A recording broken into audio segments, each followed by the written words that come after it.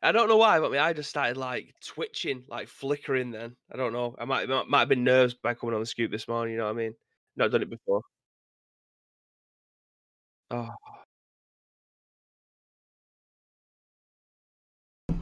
Fuck! All that unmuted. No!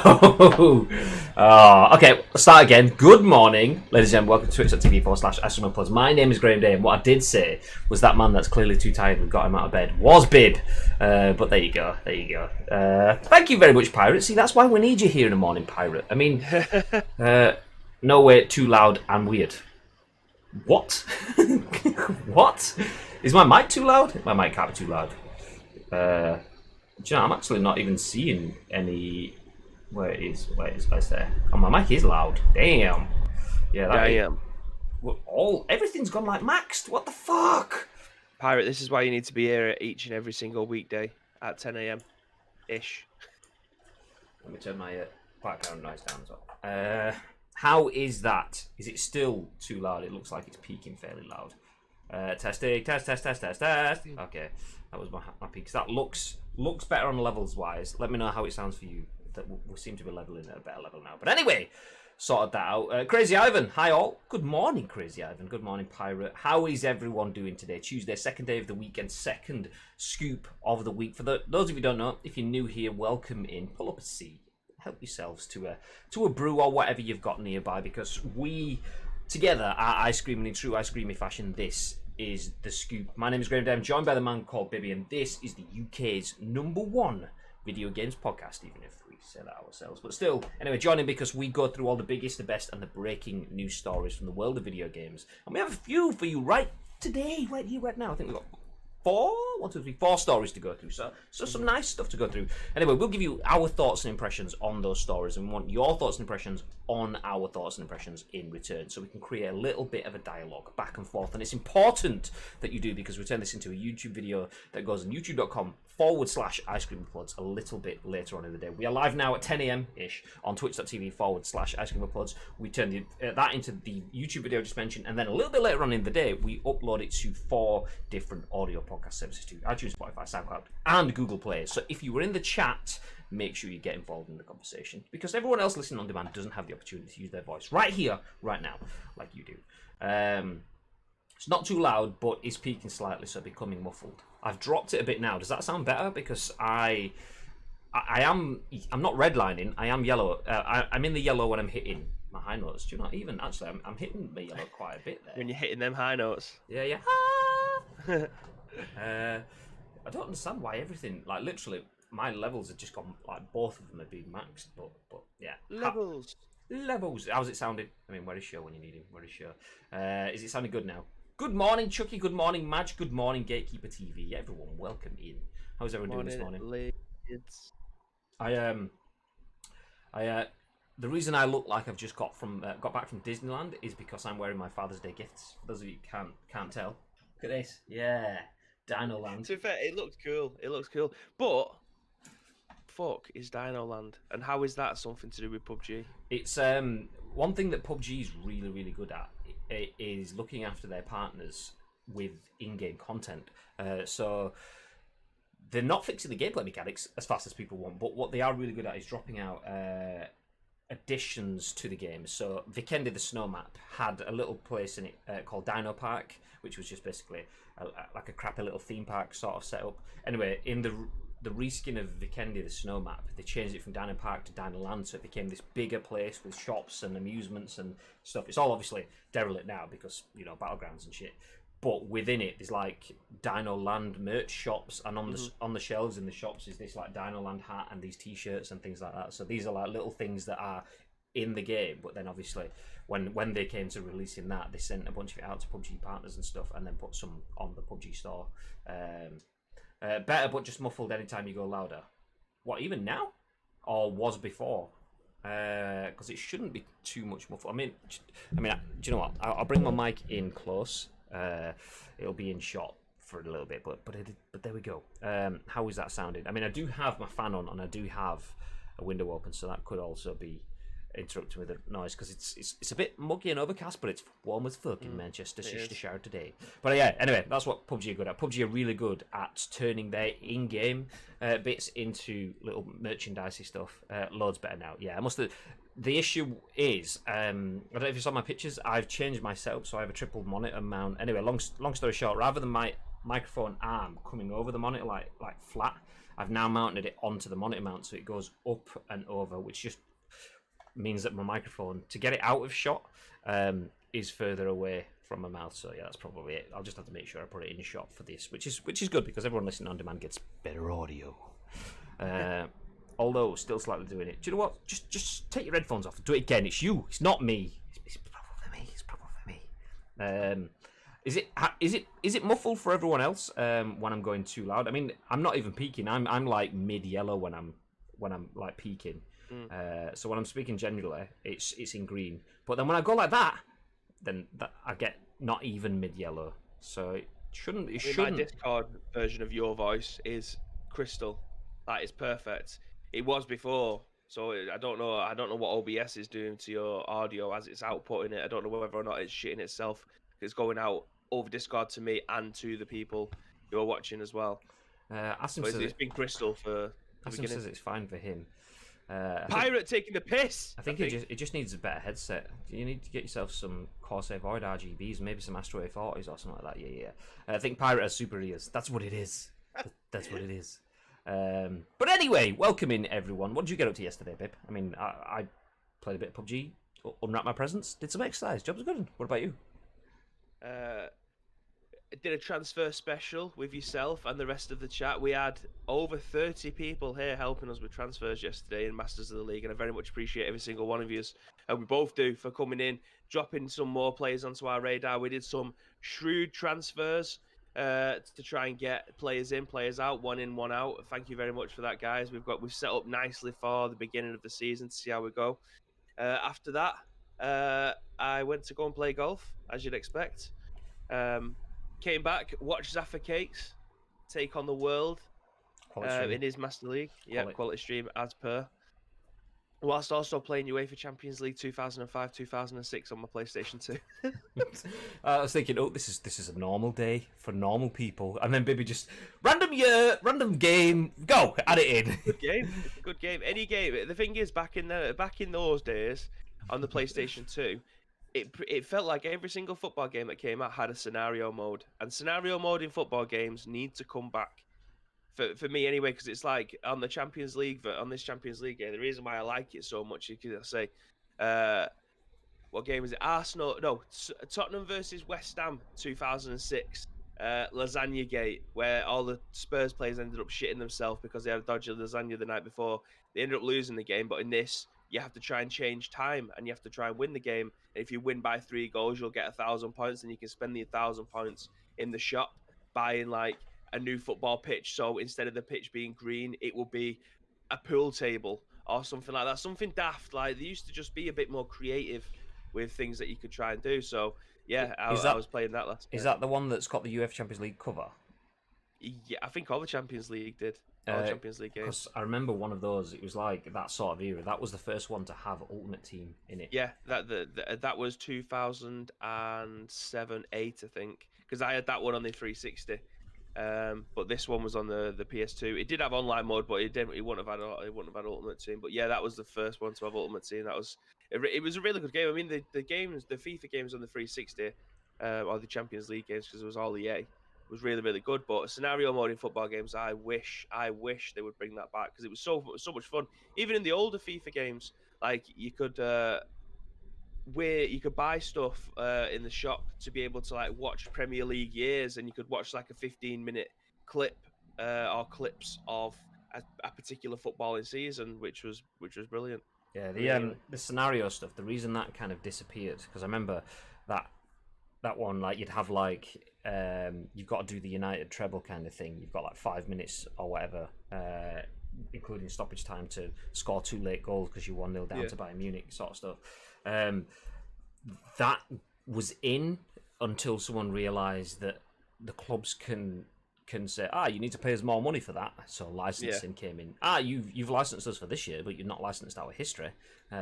So yeah, that's very similar to one of our famous matches that's out of a time from when you were contracted to us. So you have to pay more. So basically, clubs and chasing money, that's what got rid of scenario modes for football games, which is a ball ache. Because it used to be really cool. I used to love that sort of shit, but then it just got pulled. The worst thing for football gaming, in my opinion, was the fact that that was never really communicated properly at the time. It just got pulled and nobody mentioned why. Rather than saying, everyone was like, what? You're just so ignorant. You don't even know that your fans want this stuff and you just took it out. Rather than going, actually, we know you want it, but your club got it taken out of the game rather than us as the game, because your club wants a bit more money. They should have just said that at that point in time, but obviously they just didn't want to sell their relationships with the clubs. Anyway. Dan Lad, welcome in. Good morning, Leroy. How's things? Don't yell. I'm sorry, but we do that. We do that. We get a lot of anyways jumping in, so you will have that kind of stuff. Could be worse. It could be Masters of the League, and Castolo could score an 89th minute winner. Then you get some absolute fucking screaming in your ear roll. So, yeah. By the way, Zappa Cakes has just become a Twitch partner, literally just 3 minutes ago. Has he? Good lad. Legend. That's your first news story for today. I actually was thinking about that last night. I was thinking, like, he's not partnered and he's getting like 600, 700 viewers watching PES 5.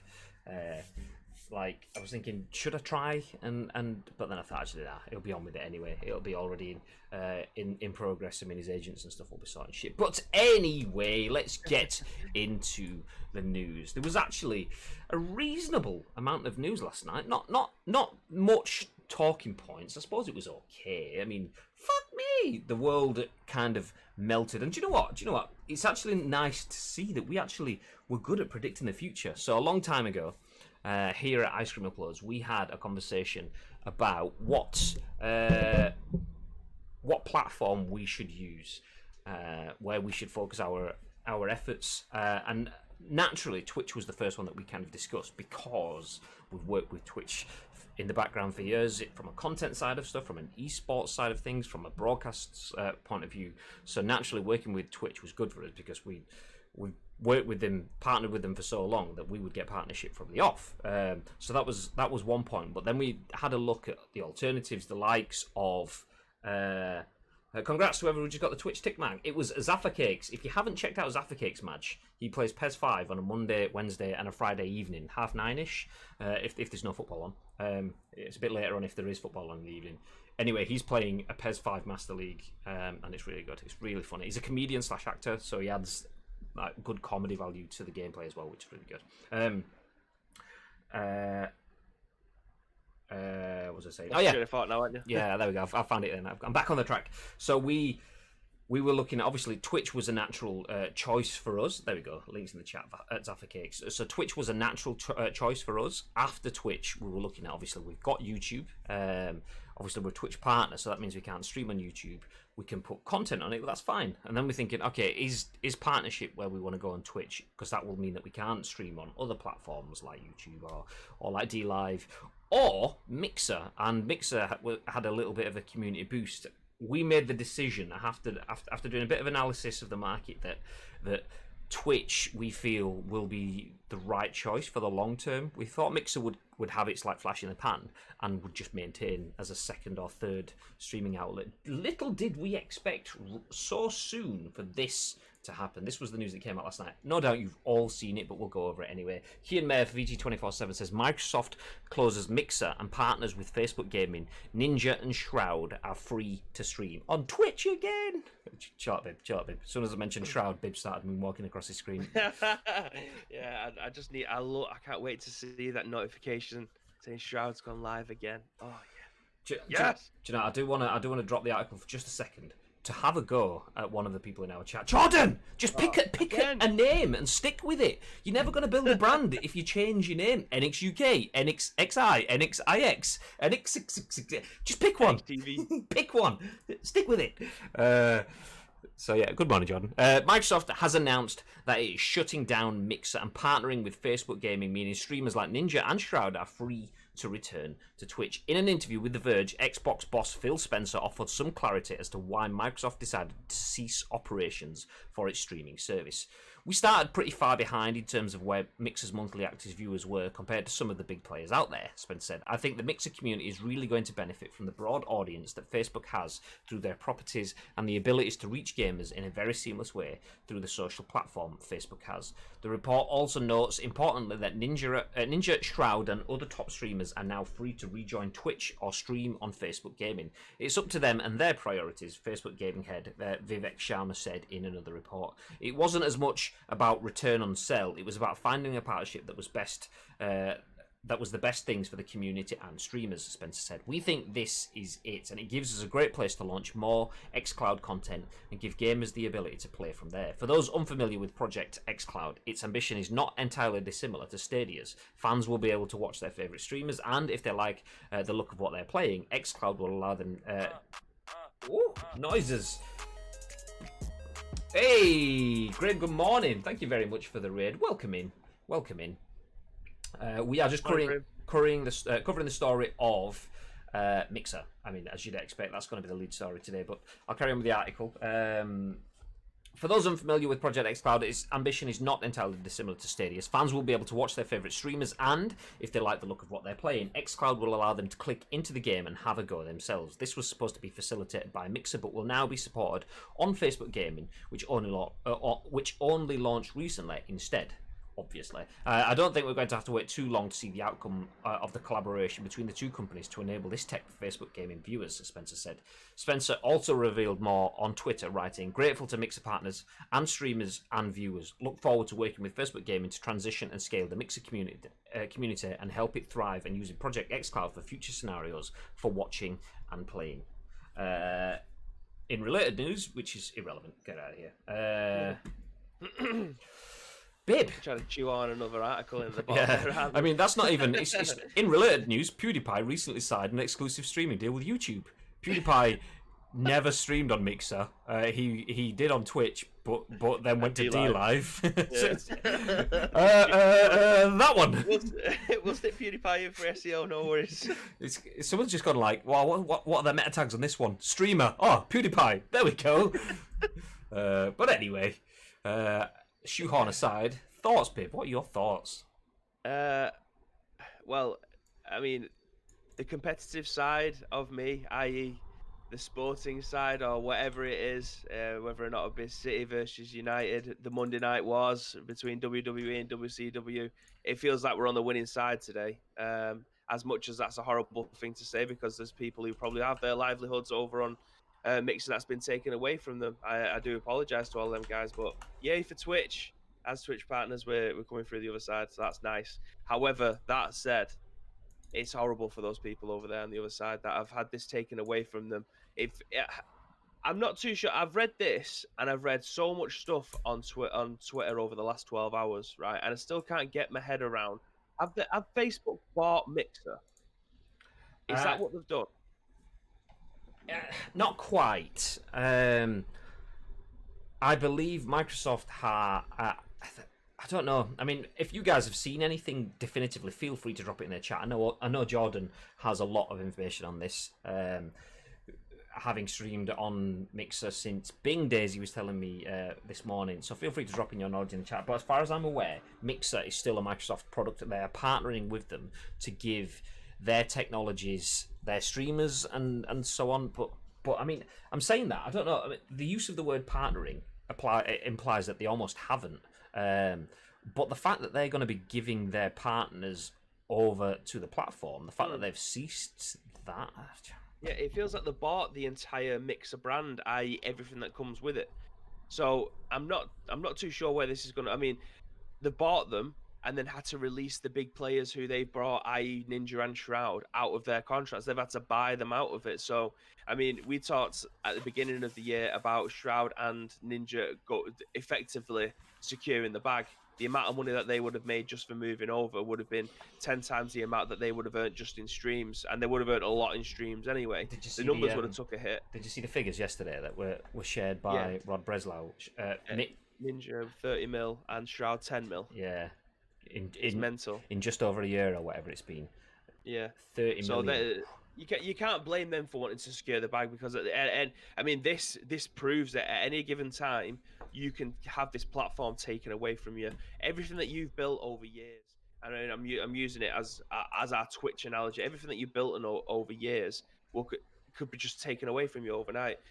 Which is obviously a horrible thing for anybody. But I mean, for these guys who have been paid millions, I'm going to say millions. I actually mean millions, and not just like a throwaway statement. They have been paid millions to go and stream their content elsewhere. And for them, I don't think this is going to be a big issue. For me, all they're going to do is move back onto Twitch where they had their base in the first place, Yeah, and then be 10 or to 30 million pound heavier in the pockets. Do you know what I mean? But for the it, people who are making daily money from donations, bits, or whatever it is that what it is over there, it must be horrible for them because hopefully it's they like won't have to start Sparks. Oh no, again. is that Facebook Sparks? I can't remember. I Everyone has the think you're same right, sort of yeah. stuff. I think Mixer is Sparks, but for those guys that are having to move over, like just out of curiosity this morning, I have Mixer on my tabs on my bookmarks. Very, very rarely click it, but I clicked on it this morning to have a look at what was going over there. Went into the Fortnite category, and there's people who've left their PC on overnight with just like a splash screen saying this Mixer is going to cease operations the 22nd of July. Please follow me over on Twitch.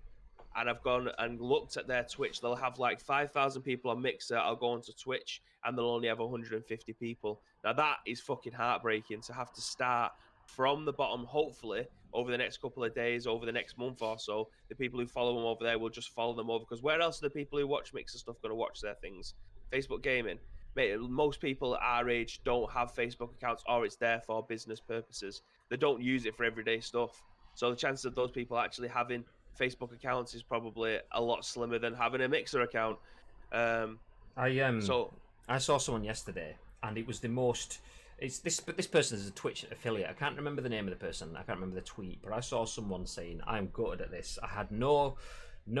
This is someone else saying their message first. I had no heads up, didn't expect this. It just came out of nowhere. Everything I've worked for, all of my audience is now essentially gone. I have to move to another platform, be that Facebook or Twitch, and lose all that. And someone who's a Twitch affiliate is going, yeah, what's your problem? Just move your audience over. And it's like, it's not that simple. You don't just go, oh, plug my audience in there instead. Your audience isn't a module that you add on. You have to grow that audience on a platform.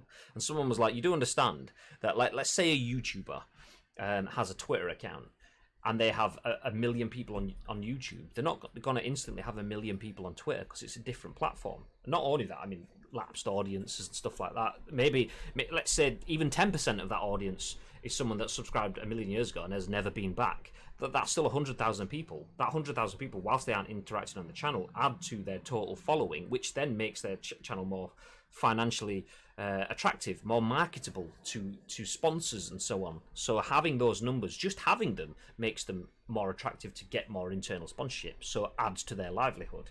And this person was just like, just move to a different channel and get your following there. It's like, no, literally, I've spent all my time building up a channel that is 1,000, 5,000, 10,000. It doesn't have to be the millions of subscribers or whatever. It could just be enough to make your financial security what it needs to be, and then just have that pulled out of you and someone going, yeah, you have to move to Facebook and start there. It's baffling to see that there's still people that think it's just so easy to just go out and just build a following. And this person, like I said, was a Twitch affiliate. I just clicked on the profile to see where this person was talking from, to see whether it was someone that was like top down, as in like, yeah, I've done it. It's so easy to do. And this person was like, not that having a small channel is bad. I mean, we're not massive, but this person had like 200 followers Twitch affiliate account. And if it was that easy to just swap your audiences over, you'd be a partner with 1 billion followers right now. You'd be bigger than the Doc, and it's not that easy. Some people have put time, effort, months. They've grinded really good content with no one watching for months and years, and then suddenly one clip has gone far, which has got people in, which has then started to get more concurrent viewers, which then means more people dropping, which means they start to get more followers and a few extra subs, which means that they can put food on the table. And they're just at the point where things start rolling. And Microsoft got, you've got to go on Facebook now. So I mean, like Bib says, people of the younger demographic, like, so Twitch isn't adults necessarily. I mean, it is as well, but for that younger demographic, let's say it's stereotyping. I've not got any stats or anything to look at to base this on either. But let's say Twitch is the same sort of age range as Snapchat users or Instagram or TikTok or whatever, that young audience. I know there's so many different audiences on Twitch, and that's what makes it amazing. But let's say that's a good chunk of it. Most kids either can't have Facebook accounts because of age restrictions, or just won't have Facebook accounts because the nanny uses it. How if you're a Minecraft streamer on Microsoft, on Mixer, and you have to go to Facebook, your audience isn't necessarily going to be there for you. So what do they do then? They have to go to Twitch. They don't get partnered from the off, which they've already grinded towards on Mixer, and they get that on Facebook, but they won't get it on Twitch. So that's the thing is, okay, well, Facebook have said that they will match most contract stuff, so they will make you a partner. They will do any sort of contractual obligation stuff there. But a lot for the majority of people, that contractual obligation is, I will give you a cut of subscribers. That's it. It's not anything special. You're not going to get a flat rate wage or anything from the beginning. So yeah, it's not great. It's not great for it. I mean, I understand why Mixer will have done it. I mean, where was Pirates comment? There you go. Did you see the year-on-year growth for Mixer during April 2019 to April 2020? Not surprising. They decided to do what they did. 100%, it isn't surprising. I genuinely expected bigger things. I was at E3 last year, and there was the Staples Center where Microsoft was basically camped inside, and they had like imagine you go to see a gig at the MEN or whatever arena, and you've got like the floor in the middle, or the stage at the front, should I say. All of that stage was Microsoft set up, so there was consoles and things on the stage, and rather than have a queue or whatever, you sat along the rows in the theater. So the first row was the line, and when someone got called up, you'd all kind of move down a seat, and then the row behind them. So the queue kind of snaked up the stairs. So the first row went along, and then the next row went behind it, and then the next row went behind it, and you queued all the way down onto the stage. It's like, wow, this is amazing. And then outside that, there was this huge presence for Mixer. They had like stages. They had a big inflatable thing. They was doing loads there, and then obviously off the back of that, signing Ninja, signing Shroud, I believe Ewok, was it Ewok, and a few others. But then it just dried up. There was nothing after that. So maybe they overspent very, very quickly, especially with the signings. Hoped it would give them a lot more than it did, and then realised, okay, we've overspent now. Now we have to get into damage limitation. Which, if that is the case, then they've known about it for a long time. And they must have done, because you can't just jump into bed with Facebook Gaming to take all of your partners and stuff like that instantly. The legalities of that will have taken weeks, if not months, of sorting. And the fact that they've known that for quite a while and haven't thrown it out beforehand is a bit shocking. Madge says, I agree. Oh, go on. Continue. No, I just agree with it. Okay. Madge says, isn't this decision based on yesterday's rumours of serious allegations that were very briefly mentioned on the scoop? I did think that initially. So for what Madge is talking then, Milan, can't remember his surname, but one of the guys who was working in Microsoft's partnership team, long story short, was treated like shit at work and made complaints based on racism. Oh, Jordan's changed his name again. So made complaints based on racism. So he'd fed that back to HR. He was fobbed off completely. The HR reports cut out a lot of the racist comments that he'd actually included and just kind of made it sound lesser than it was. And he even passed that up to Phil Spencer at work. Anyway, he complained about it openly a long time after he'd left. And everyone, it started to pick up traction, got into the press, and Phil Spencer said, "Oh, we'd love to be able to do something about this. I mean, we don't like that sort of stuff. We want to make change." And he was like, "Well, I actually tried to tell you when I was there, and you just ignored me completely." So, so I did think, "Oh, is it something to do with that?" But I'm not sure it is, because the amount of time that they would have had to put into getting Facebook to sort all of that sort of stuff, I'm not sure. I think this has been something that's come in a long time. Maybe that could have been a nail in the coffin. Maybe that was something they were planning to announce sometime soon. Maybe they'd have tried to put a positive spin on it and included it in an Xbox conference or something like that. But yeah, it could have sped it up to get it out. But yeah, I imagine this isn't just based on that. That could have been a catalyst to announce it yesterday. But either way, I mean, if that could be. I mean, it does make sense to make that a catalyst if a sub part of the Xbox brand has a dark cloud hanging over it because there's unanswered questions based on racism, rather than letting that continue. Just kill the brand now, and then you kill anything associated with that. You don't entirely, but you do kind of squash that. So maybe that was the thinking, possibly.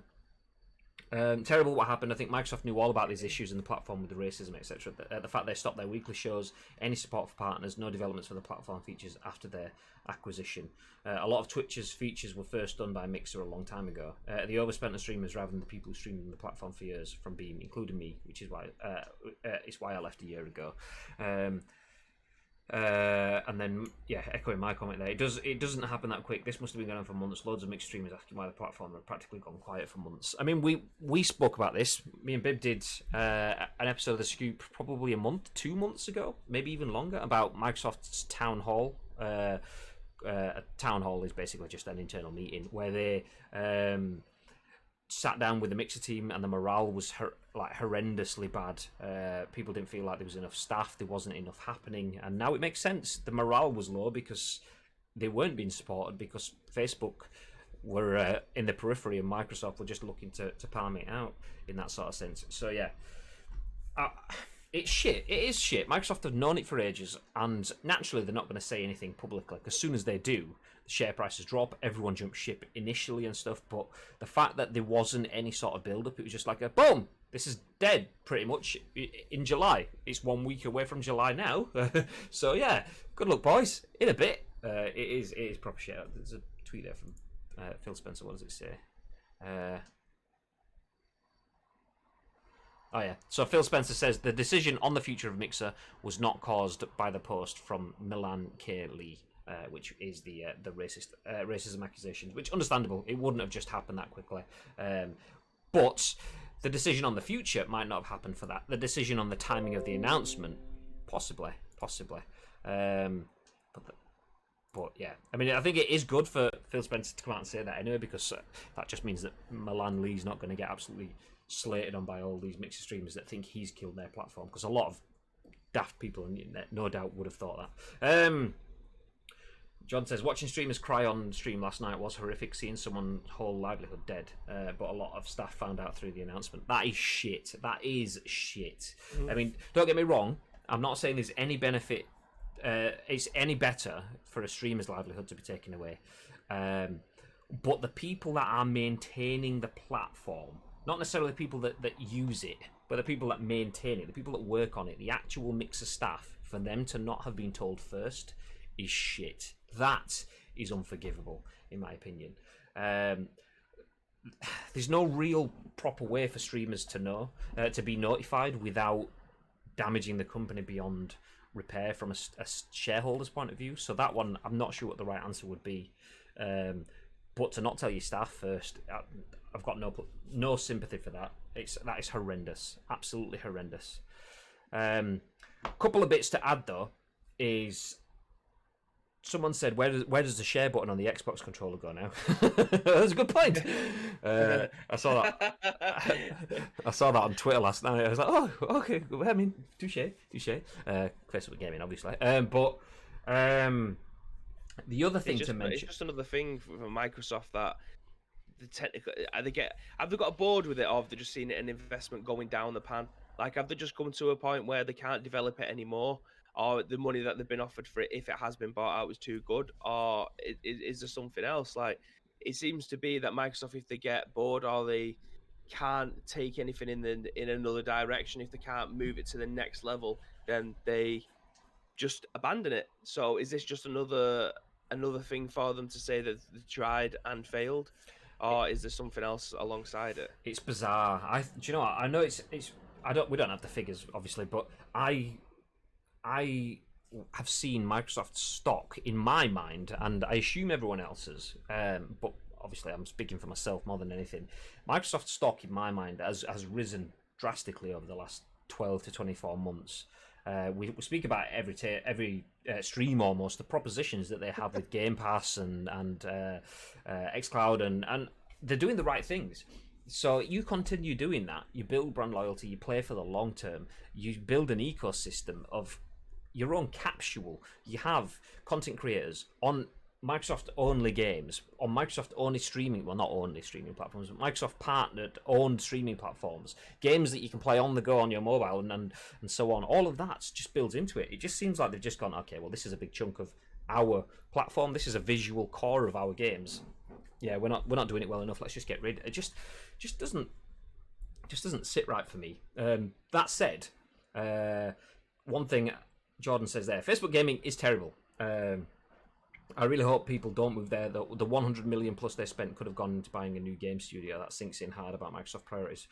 Lost huge respect for them completely. They want xCloud on Facebook to hit boomers. I mean, some of that, yeah, I potentially agree with. But the bit that I focus on there is Facebook gaming is terrible. So yes, this is horrible for streamers, and yes, this is horrible for content creators that spent months, years building their brand, or have given up an audience that they have on Twitch or YouTube or wherever to try and invest into a Microsoft ecosystem because they see Microsoft doing really good for their community and for their gamers, and then just have the plug pulled like that.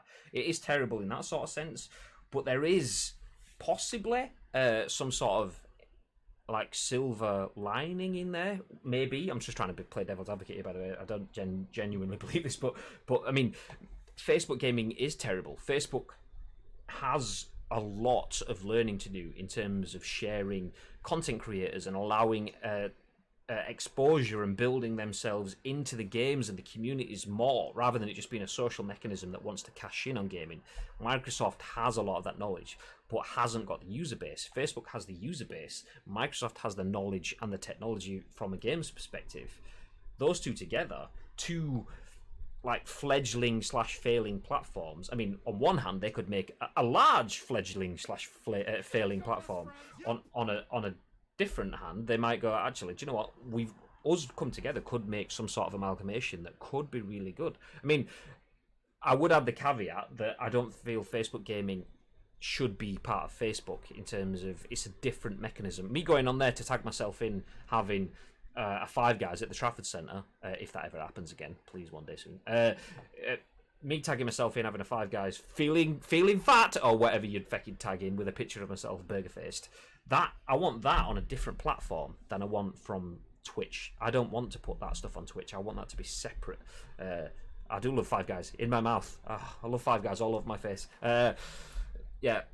That sort of stuff I don't want in the same place. So Facebook and Facebook gaming there needs to be that clear separation in there, and I think they're getting more down that line, and it is improving. I know the content creators that I know that work on or are partnered with Facebook gaming are seeing it as massively where it was from 12 months ago, probably 12 years ago as well. But yeah, add Microsoft's knowledge into it. That could be good. I mean, it's not going to affect us because Twitch partners for life, yo. But even still. Only mixer I like is a Diet Coke, says Arms. That's what I was saying. That's what I was pissing myself at before. I mean, straight to the point, GG. Although, get rid of the diet. I don't want none of that aspartame. Give me the full fat. Get it all in my face. They probably thought that was a job for life with the Microsoft backing. That's awful. It is, and it just goes to show you that nothing is certain in technology. I mean, Google has had so many projects that they've started and stopped. The next one will be Stadia. But fucking hell. But yeah, it's. I mean, that it shows you how hard it is. If Microsoft, one of the biggest brands in video gaming, can create a platform and maintain a platform for video game content creators. If Microsoft can't do that, then what chance does Stadia have of being successful? Mixer literally was amazing for new streaming tech. They led the way for years, an awesome feature-rich streaming, but it died because they spent everything on Ninja, Shroud, etc. They didn't die because they spent everything on Ninja and Shroud. I mean, they did, but they didn't die because they made the wrong decisions.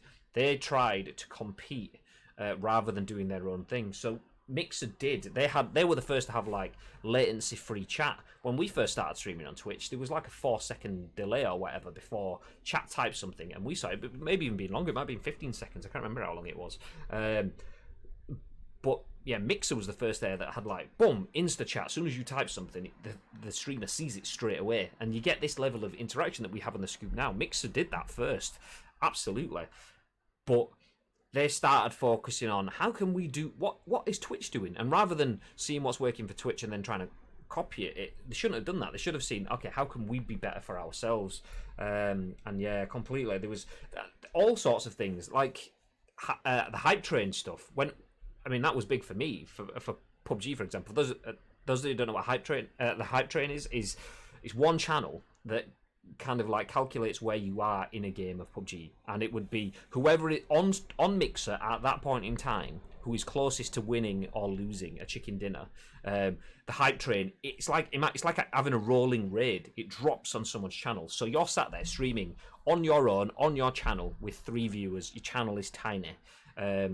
Suddenly 17,000 people just land in a raid on your channel, watch you clutch this chicken dinner, see how happy you are, get a shitload of followers on your channel, and then the hype train rolls onto the next channel, someone who's only 5 kills away from, there's 5 people left in the game, 17,001 because that person goes with them or whatever in the hype train. And stuff like that was really, really good for community building. They did loads of stuff like that, pushing the envelope, but then just kind of stopped because they just spent all of their money and resources on talent, which is not a bad angle. Getting Ninja and Shroud in, bringing those guys in to spearhead everything else that you're doing elsewhere is wonderful, because all that content, all that stuff you're doing deserves sharing. Ninja and Shroud get eyes on it, job's good, but you can't then just stop, and that's what they did. That is what they did.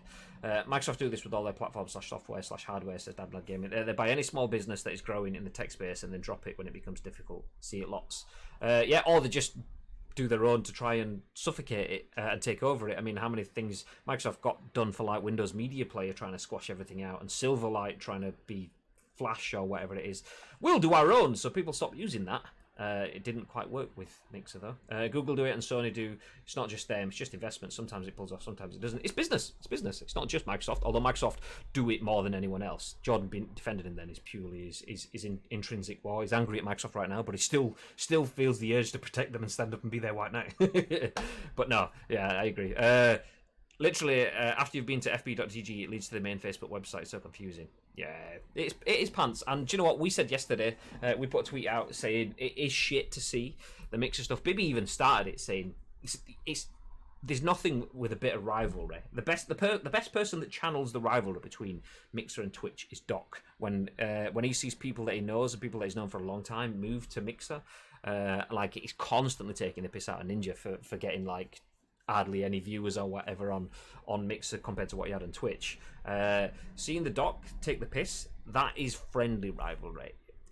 He wants to see Twitch be successful. To a relative extent, that would be at the expense of Mixer, but doesn't necessarily want to see that fail and people be out of a job. And we're in that same sort of, but we would like to see Twitch be the most successful platform because we're partnered with it naturally. But it is shit to see content creators that have put a lot of time and effort into building their own communities, as we are trying to do here on Ice Cream Uploads. I mean, there's 21 people in here watching the scoop with us right now, so thank you very much, every one of you that's here. It does mean a lot. It does mean a lot. And even getting to 21 people, having 21 people around the world sat watching your content is a lot. We've had hundreds, we've had thousands of people watching our stream, but at any one point in time, having 21 different people, 21 people that have lived their lives to choose to be in the same stream as you guys watch your content, it is a big thing. And yeah, obviously, it's nothing compared to fucking Summit 1G's 300,000 people watching him play Valorant and stuff, but for us it's big, and some people have put that effort in to get past 21, to get past 2100, to just have it taken away. It's heartbreaking. Exclamation mark socials, your bot never works for me. That's because our bot's called Bibby and he doesn't turn it on. Things that annoys me is that people who worked hard over 4 years get done over, but Ninja and Shroud run away laughing with a ton of money. That's not their fault though. That's just capitalism. I don't begrudge those. I think having the issue with Ninja and Shroud, that's placing the blame at the feet of the wrong people. Ninja and Shroud got offered something that you would take instantly. And took it. It's business for them at the end of the day. Yeah. If they're being trusted to spearhead, I mean, they've held up their end of the bargain in my eyes. Even though I haven't watched Shroud for a while over there, or Ninja for that fact, I never watched Ninja really when he was on Twitch anyway. So they've been paid to promote something. That's just like paying someone to promote anything in the world. If that then goes bust, it's not the influencer's fault. It's the people who are making the decisions behind the scenes. That's why you can't blame football players for going to a club and then the club end up going into administration. That's not their fault. They've been bought to try and take the club to the next level. I'm looking at you, Sunderland. I'm looking at you, Bolton. I'm looking at you, fucking whoever. Pompey. Portsmouth. Yeah, Portsmouth. One of the that's what I was trying to think of. They're one of the biggest advocates of this. Harry Redknapp came in, got them an FA Cup, I might add, but also spent a stupid amount of money trying to bring in high-profile players on big wages to try and take them to the next level. Unfortunately, that didn't work out. That's not his fault. He's been told that you have this amount of money to spend. He's gone out and he spent it. That's the people in the finance, that's the board, that's the chairman, that's everybody else around him's fault, not the person trying to do their job as the manager of the club. You've got to look at the people around them, not the people who are being the influencer, the forefront of that platform. It's not their fault. They've been told to do a job. They've done that job. It's people around them that haven't. Yeah, 100%. 100%.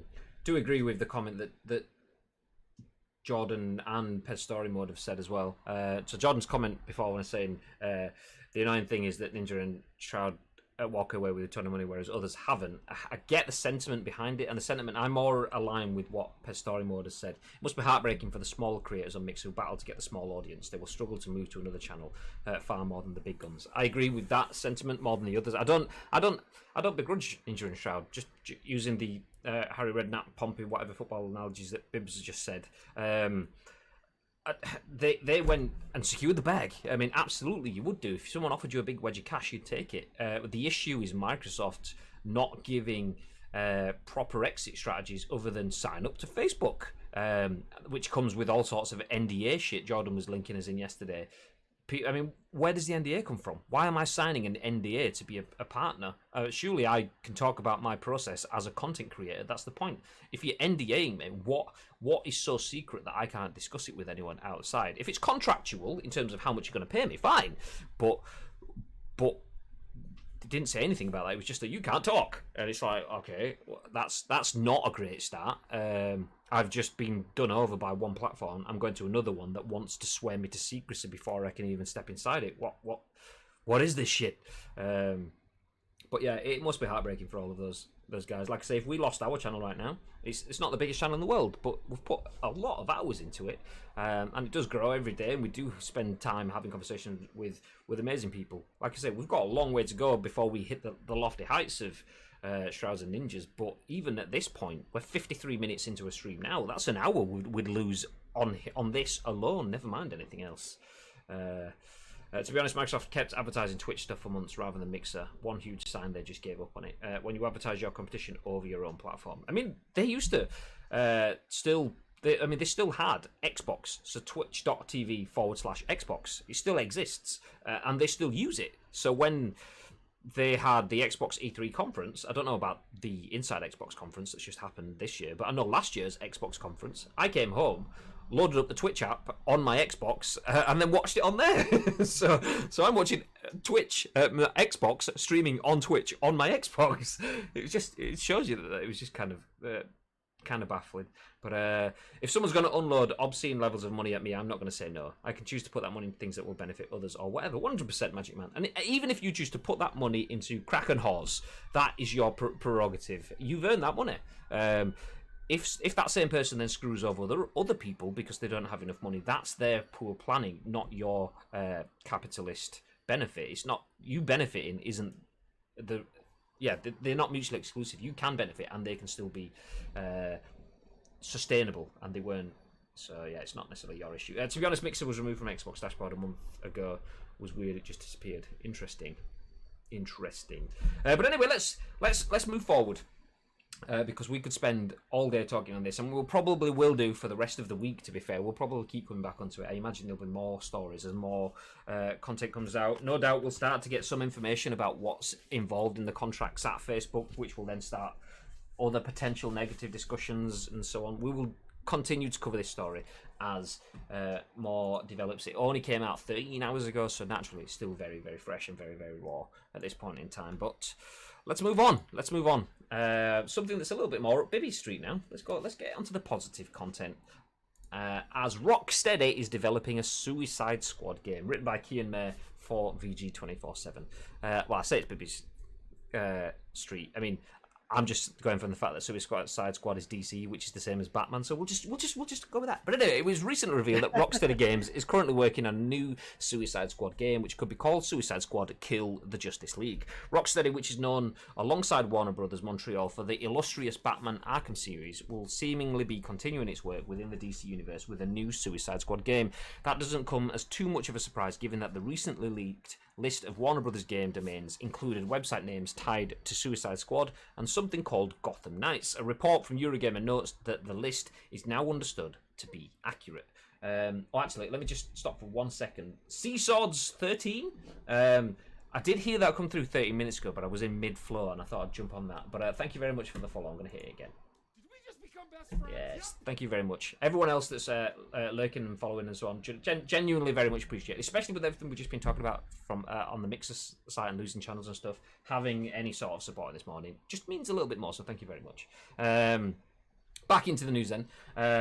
The report also notes that the domain Suicide Squad Kill the Justice League.com, longest name in the world, looks like it could be the game's working title, which is a pretty not so subtle nod to what you actually might be doing in game. Definitely not fighting the Justice League. Anyway, SuicideSquadGame.com and GothamKnights.com were also featured on the list of leaked domains, indicating that there could be a separate Batman-based game in the works too, likely the one being made by Warner Brothers Montreal, which hasn't officially been announced, but is a relatively well-known entity at this point, having been continuously teased for ages and ages and ages and ages and ages.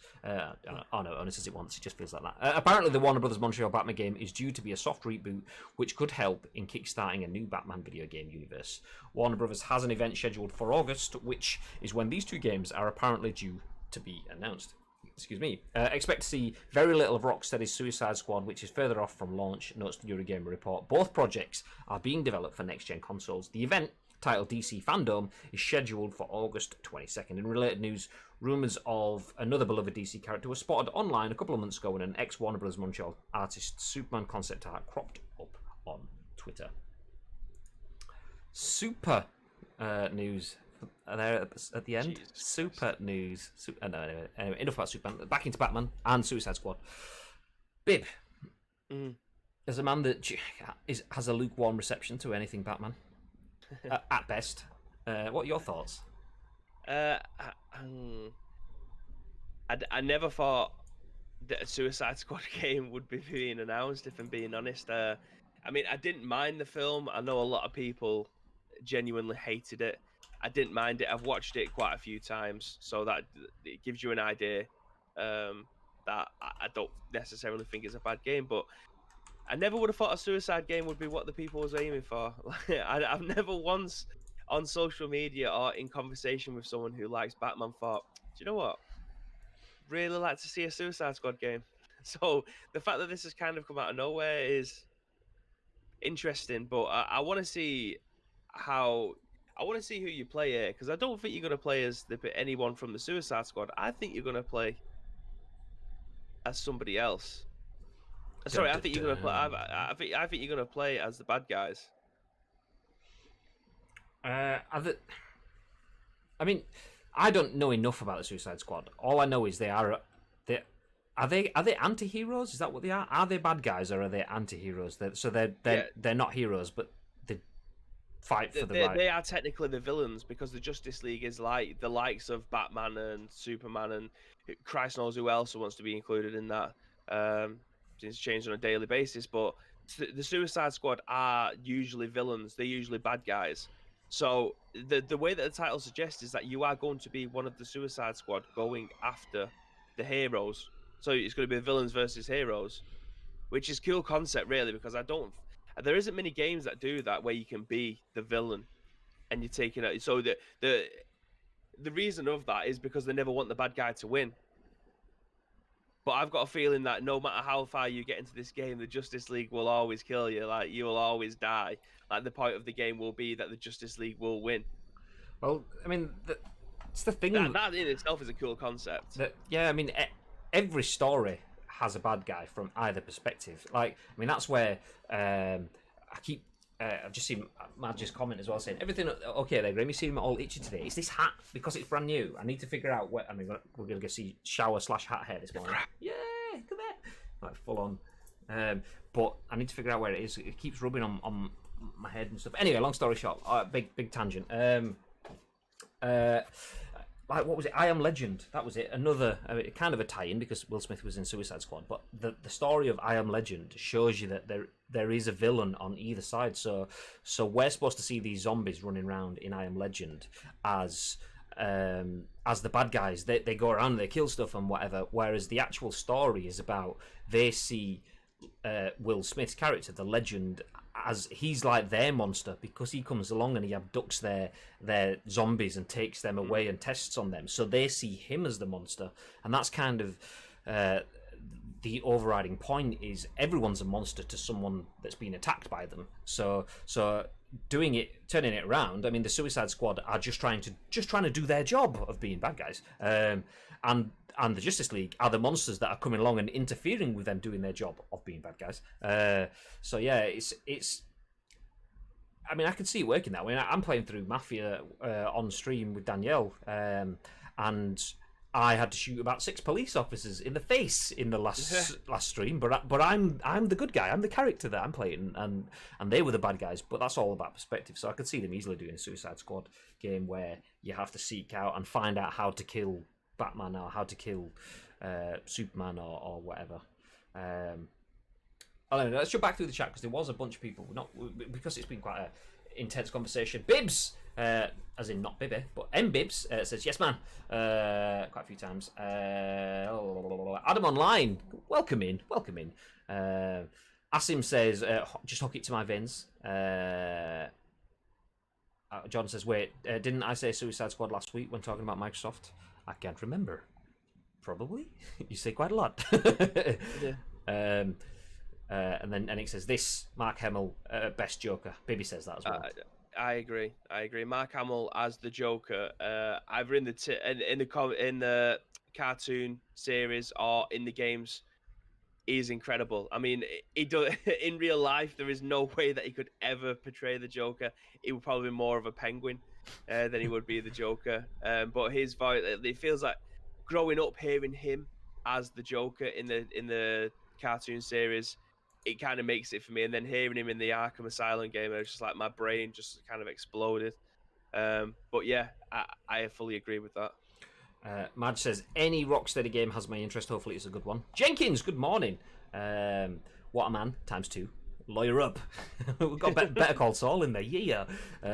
Anti-heroes in the film for sure. Yeah, that's where my knowledge of Suicide Squad stops. I didn't really know much about them before the film. I'm definitely on the Marvel side of the comic book universe. Adam Online says, surely they're going to capitalise on the Harley Quinn popularity and she'll be the playable character. I mean, that would make sense. It just depends on. I mean, maybe you get to do a bit of everything. Maybe Harley Quinn takes down one. I think it'll be all 5. Yeah. B-level villains as anti-heroes / vigilantes. Asim says, basically opposites of the Justice League, definitely anti-heroes. This game could be ace, especially in the hands of Rocksteady. They're villains, but in the comics they're also very much anti-establishment, so could have that angle too.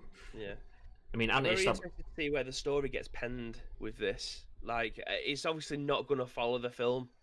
That would be daft 4 years after the fact. So, very interested to see where this gets taken. But I agree, going with Harley Quinn as your cover star might be the way forward. It all coincides with what will be going on in Robert Pattinson being the new Batman. Like, I don't actually know what that storyline is going to be or anything. Are we going to see a return of the Joker in that? Probably not.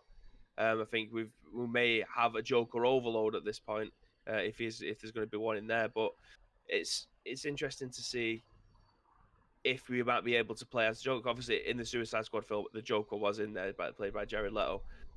I doubt he will, but I don't know. I mean, ask him and the rest of the guys in here. What do you reckon the story's going to be like? Like, what kind of game do you reckon it'll be? Is it going to be like Arkham Asylum, where it's going to be just over the shoulder? Do you reckon it's going to be top down? Do you reckon it's going to be a tactical game? I don't know. I don't know where they're going to go with this. I'd say, I mean, without knowing too much, I'd say over the shoulder, just because, I mean, that's the tried and tested method for most fantasy story sort of stuff, be it Ellie and Joel in The Last of Us, or be it, can't remember his name. The main character from Star Wars Jedi Fallen Order begins with a C, I think. Can't remember. Cal Kestis, that's it. So yeah, most games like that, third person is kind of the way. So I'd see them going that way, just because it's the more safer option. It'll be like Arkham series. I think could be also be set after the Arkham story, maybe. Yeah. My worry is they can't have that many people in your Suicide Squad group at the same time if it's over the shoulder. That would be, because imagine if the camera's just over your shoulder and you're playing as one character, you can't have 4 or 5 other people running around you. I don't think that would work. Yeah, I'd see it more as as they'd have to branch off, and you'd have specific people doing specific parts of it, or so on. So maybe 2-man at the most. So be it a Harley Quinn and Harley Quinn. It's the Poundland version. Harley Quinn. Yeah, her and another go off doing one thing whilst someone else goes off to do some other thing, and different. That's what I'm thinking. Different arcs on the storyline, and you play across all of them, kind of thing. Maybe you might have interchangeable partners, so you might be lined up with Deadshot or something like that as you go down. Interesting, but I mean, I like your brother's comment there. Depending on your generation, there's only 3 memorable people who play the Joker: Cesar Romero, Mark Hamill, and Heath Ledger. Mate, you're forgetting one of my favourites, Jack Nicholson. Jack Nicholson was an amazing Joker, but I love the Tim Burton ones anyway in the 90s. I thought they was all stupid and daft, or late 80s, early 90s. I love Jack Nicholson. I liked the Batman films up until Arnold Schwarzenegger became Mr. Freeze. By that point, they just kind of dissolved into like comic book cheddar. So I think they did a bad job of representing the comic books. They leaned into it too much, and then it was like super refreshing to get the Dark Knight trilogy. Didn't quite like Dark Knight Rises, but Dark Knight is one of my favorite films of all time. So yeah. I think it will either be one at a time, or you switch between the characters as the story splits, then comes together at the end. Yeah, exactly. The guy who played Cal in Fallen Order did a decent job with the Joker in Gotham, actually. Did not know that, but I've not really seen Gotham. I've seen almost one episode and then gave up on it because it was a bit slow. Gotham, oh yeah, Cameron Monaghan in Gotham. Gotham's like one of my favourite things on TV. I will champion that. But his different portrayal, because he kind of portrayed the Joker twice, which was weird. Because I'm not gonna spoil it actually, because if anyone actually wants to go back and watch it, because they're all on Netflix, please do, because it's an amazing series and you will definitely get hooked on it. But yeah, Cameron Monaghan and that played the Joker amazing. Bibby talks like that all. I was thinking then, if I carry on talking, I'm going to spoil it. Shut up! So, Shut up! I will shut up. I'd guess the same engine as Batman, but with multiple playable characters. Use the story permits. Nice to see you. Thanks, David. Anyway, let's move forward. Batman stuff is coming potentially to be included in the DC Fandom event, August 22nd. If it is, as that article said, don't expect too much on the Suicide Squad stuff now, as that's very early on. But was it Gotham Knights or whatever it was, the Batman stuff? Expect potentially to see more on that. August 22nd, so just less than a couple of months. So yeah, I had to double check to make sure we went in July. Then this is what COVID does to you. What month are we in? Where am I? What is my name? Anyway, jumping to the next bit of news. Quite a big change from the last story is Nintendo is reportedly cooling its commitment to mobile games. Written by Andy Robinson for VGC. Platform holders said to be concerned monetization models could harm its brands. Fucking men. Get away from the cash-ins, that's what I'm saying. And Nintendo president Shuntaro Furukawa is said to have told Japanese media last month that the company was not necessarily looking to continue releasing many new applications for the mobile market. According to Bloomberg, Nintendo is disappointed by the revenues it's achieved so far from titles such as Mario Kart Tour and Fire Emblem Heroes. In addition, the company is said to be unsatisfied by the limitations of the mobile platform from a game design perspective. The company believes its franchises shine brightest when coupled with designed by Nintendo controllers, and it's never been fully comfortable with the touchscreen-only interface of a phone, Bloomberg reports. Bloomberg claims Nintendo has asked its mobile development partners not to force players to spend a lot in games, fearing it could harm its game brands. So far, over half of Nintendo's mobile revenue has reportedly come from Fire Emblem, with the title's gacha monetization model proving fruitful according to Sensor Tower data, with an average revenue per download of $41. The next two highest growing titles as of January 2020 are Animal Crossing Pocket Camp, which accounted for 12% of all user spending, followed by Dragalia Lost at 11%. Nintendo's titles have seen huge download numbers but have fared worst in terms of mobile spend, according to Sensor Tower, with Mario Kart Tour and Super Mario Run contributing overall revenue shares of 8 and 7%, and Dr. Mario World less than 1%. During the virus lockdown period of February through May, Sensor Tower data showed Nintendo titles like Super Mario Run declining by double digits when other studios were posting record earnings. Animal Crossing Pocket Camp saw a 45% increase in earnings, likely on the back of the Switch game's huge success. Nintendo's move into mobile games was spurred by the commercial failure of the Wii U, but with Nintendo Switch seeing huge success around the world, it appears the company has reassessed its commitment to smartphones. Do you know what? I'm happy with that.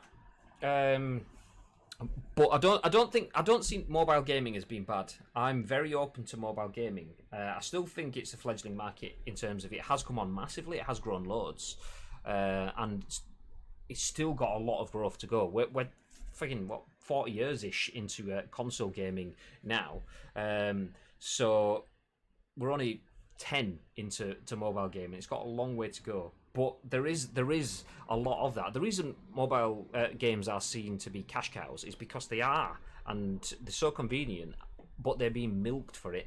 And I think Nintendo stepping away from mobile games, or cooling its commitment, as the article said, isn't necessarily great, but Nintendo realising that by just milking their games could damage their brand. That's the bit that I like, because there's nothing wrong with having Mario on your phone.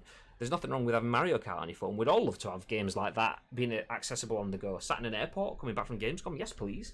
Don't want shit paywalls that mean I have to spend $41 on a mobile game just to get my enjoyment out of it. It's not for me. So I'm happy with that. What are your thoughts, babe? It's interesting to see that they don't think they've made enough money. Having a look at that chart, I can see one game that's it making them a lot of money, but lo and behold, the 3 games at the bottom of the list are games that they've done the worst with. Mario Kart Tour was not a good game. I don't care what anyone says. From my opinion, it was a terrible game. It did not control like a Mario Kart game. If you're putting a game out there that's heavily microtransaction based, people aren't going to resonate with that, and they will not play it, especially if the gameplay is as bad as Mario Kart Tour did. In my opinion, I thought it was a terrible game. Super Mario Run, again, you get to a certain point where you can't run anymore and you have to put money in. Dr. Mario World, I don't think anyone's played that since the early 90s. Yet they've still made just short of $5 million on it. So if they made Mario Kart good and play like a Mario Kart game, then I imagine I would have definitely played it more. I reckon people around the world probably would have played it more. But they didn't. It was a terrible game. So if they'd have made them games more appealing and play better, I imagine they would have made more money. But I can see why they want to pull the plug on those. Well, not pull the plug on those, or not want to invest anymore because they've used the Mario. Funnily enough, the 3 worst games are Mario games on that list. What does that tell you? Yeah, that's the thing. I think there's probably 2 reasons for that. You'd naturally go, oh, Mario's a big name. Yeah, if you do a Mario game, it'll sell well. But people don't associate Mario family fun with spending just to start something, and spending to get the extra maps, and spending more to get the 250cc cars or whatever it is on Mario Kart. There was something like that where you have to pay more to get access to the higher cc cars and so on. People don't associate that. You pay for your product with Mario and you enjoy limitless family fun. The game's there, play it as many times as you want, do what you want, go in, spend hours or whatever. No hidden paywalls. Whereas Dragalia Lost and Fire Emblem Heroes, 2 of the top 3, obviously between those is Animal Crossing Pocket Camp. They're a completely different concept. Then it's not built around Mario, this thing that's existed and we've known how it stands for like 20-30 years. Though that's different. So yeah, I think it's smart for them. If they're saying it's going to damage their brand by milking it, well, the simplest thing for me would be to make the games on mobile, but don't milk them. Maybe try to do that. How about just have a £5 game that comes out and then don't milk it, or do have a free-to-play game. The thing is, I'm saying it like it's easy. It's not. we as consumers have been conditioned into buying a product. We are still very new to the concept of paying for something after we have it. So that's where things like season passes and battle passes and so on are good, because you are buying a product within a product. Then it's almost like it's not an in-game purchase.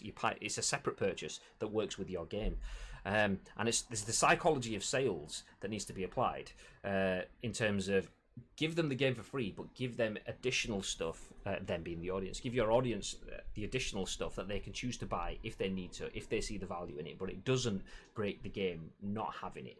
And that's where things like Fortnite have made it seem so effortless, because none of the stuff that you can buy in-game will make you have any more chance to win, or will give you the opportunity to play more. It just enhances your playing. And that's the thing, Nintendo haven't hit any of that. They've had functions, they've had mechanisms of games hidden behind paywalls, rather than having the paying to further your enjoyment, not just to actually play the game entirely. So yeah, I'm glad that they're stepping away from it. I'd rather them not do any mobile games than do mobile games that just absolutely fleece you, because it just gives you that sour taste. Like Super Mario Run, I remember playing it thinking, "Oh wow, the graphics on this! It's like playing a proper 3D Mario game on my phone." What? Okay, that's it. I've played it for like 4 seconds now, and I now have to spend $7.99 just to play more. I've not. Okay, never mind. Delete, and I never look back. I would never reinstall it on my phone ever again, because they've just absolutely soured my taste with it. So I'd rather Nintendo step away from mobile games completely than do that again. So yeah, keep cool your commitment to games if that's what it is. That's fine by me.